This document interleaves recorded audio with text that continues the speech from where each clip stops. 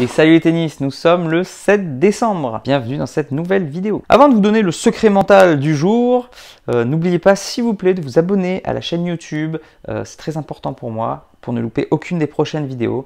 Et d'aller voir mon blog mauricefaitdutennis.com. Je vous remercie. Et c'est parti pour le secret numéro 6 du mental. Ne pas surestimer son adversaire. Donc c'est quelque chose qui arrive très souvent. On surestime l'adversaire et du coup, on joue moins bien que ce qu'on devrait et finalement c'est la prophétie auto-réalisée et on finit par perdre le match alors qu'on aurait pu gagner tout ça parce qu'on a des croyances limitantes. N'hésitez pas à aller revoir le secret numéro 3 qui s'affiche juste ici sur YouTube où je vous parlais justement des croyances limitantes. Donc là on est en plein dedans, donc voilà, n'hésitez pas à aller revoir la vidéo pour un complément. Donc le plus souvent on surestime l'adversaire, c'est parce qu'on voit son classement. Donc en général on a un classement, dès qu'on joue à 2-3 classements au-dessus, déjà on sait que ça va être dur. Et voilà, on se dit c'est compliqué. Alors que chaque personne est différente, il y a les styles de jeu qui rentrent en compte. Donc ça veut dire que peut-être que votre style de jeu va l'embêter. Il y a aussi le moment de la forme, la forme du jour. Ça se trouve, il va être pas en forme ce jour-là et vous allez très bien jouer. Peut-être que la surface va pas lui convenir, que vous, ça va vous convenir. Les balles, le matériel, etc. La météo, bon bref, tous les événements extérieurs. Peut-être qu'il vous connaît ou que voilà, vous lui faites une impression pareille. C'est l'inverse, du coup, c'est lui qui vous surestime également. Bref, il y a plein de possibilités. Donc pourquoi se mettre dans des cages mentales avant de jouer? C'est ce qu'on dit toujours. Les pros, j'adore quand ils disent ça. Quand ils sont pas favoris, ils rentrent sur le terrain et on leur dit vous n'êtes pas favoris, qu'est-ce que vous allez faire? Alors il y a ceux qui disent je vais essayer de prendre du plaisir. Il y en a qui disent moi j'ai beaucoup de respect mais je vais y aller au culot et je vais gagner, je vais créer l'exploit. Et il y a ceux qui disent, et c'est mes préférés, mais si le résultat est connu d'avance, pourquoi j'entrerai sur le terrain? Ben oui, c'est vrai ça. Si on se fie au classement, on ne fait pas de match. Personne joue. Chacun a son classement, chacun est favori et il n'y a pas de match. Justement, c'est pour ça qu'on fait des matchs. C'est pour qu'il y ait des perfs. Donc, quand il y a un adversaire qu'on croit plus fort, c'est justement pour pouvoir réaliser cette perf. Donc, il y a des personnes qui réussissent très bien à se challenger.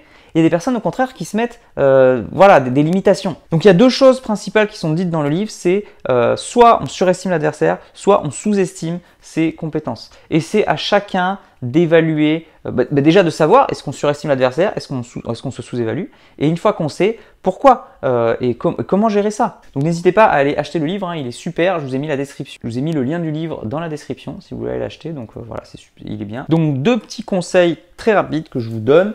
Donc première chose, ne vous fiez pas aux apparences. En général, on voit un truc et tac, on l'amplifie et on dit c'est comme ça. Eh ben non, l'apparence est souvent trompeuse. Donc attention de ne pas vous fier aux apparences. Et de deux, c'est la meilleure attitude que vous pourriez avoir, c'est de vous placer d'égal à égal.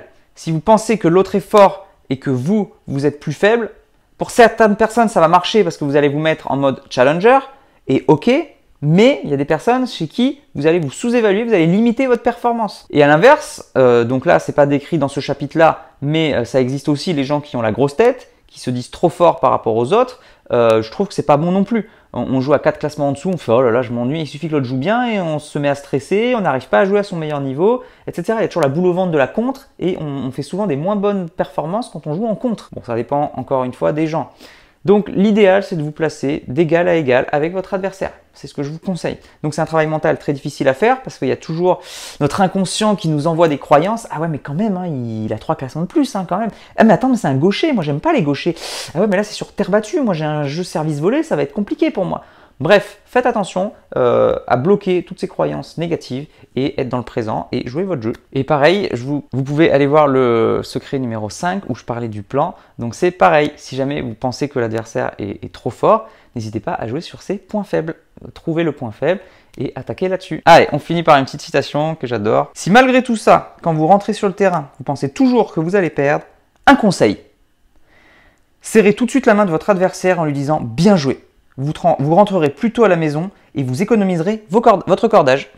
Voilà, j'espère que ce secret vous aura plu. Moi, je vous donne rendez-vous demain pour le suivant. Donc, n'hésitez pas à travailler sur vos croyances, à ne pas surestimer votre adversaire. En attendant, n'oubliez pas, allez jouer au tennis, progressez et surtout, faites-vous plaisir. Ciao.